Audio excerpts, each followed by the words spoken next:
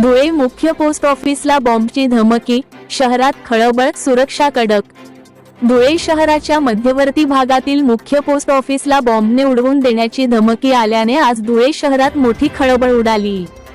या घटनेमुळे नागरिकांमध्ये भीतीचे वातावरण निर्माण झाले असून प्रशासनाने तातडीने सुरक्षेचे उपाय वाढवले आहेत। मिळालेल्या माहितीनुसार धुळे मुख्य टपाल कार्यालयाच्या अधिकृत ईमेल आयडीवर आज सकाळी अज्ञात व्यक्तीकडून धमकीचा संदेश प्राप्त झाला। या मेलमध्ये पोस्ट ऑफिस बॉम्बने उडवून देऊ असा स्पष्ट इशारा देण्यात आल्याने कर्मचारी आणि अधिकाऱ्यांमध्ये घबराट पसरली। घटनेची माहिती मिळताच वरिष्ठ पोलीस अधिकारी, स्थानिक पोलीस तसेच गुन्हे शाखेचे पथक घटनास्थळी दाखल झाले। कोणताही धोका टाळण्यासाठी पोस्ट ऑफिस मधील सर्व कर्मचारी व नागरिकांना तातडीने सुरक्षितरित्या बाहेर काढण्यात आले।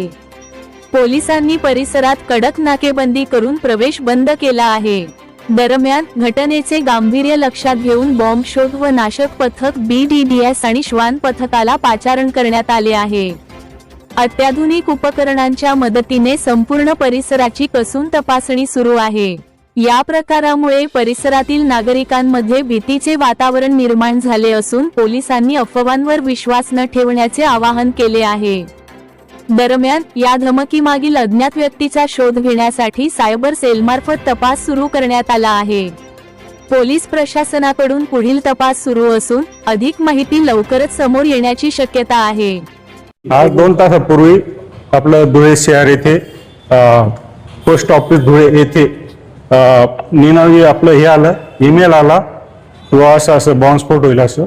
आम्ही धुळे BDDS पथक यांनी यावेळेस चेक केलंय, असं कुठलीही संशयास्पद वस्तू आढळून आली नाही।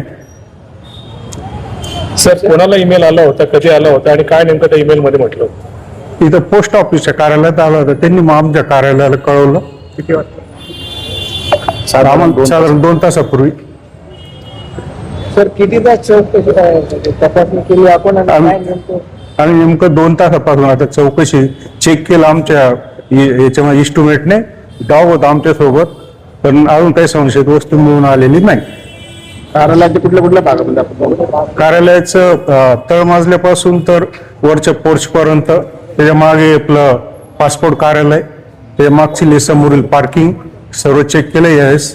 आतापर्यंत कोणतीही संशयित वस्तू आढळून आलेली नाही।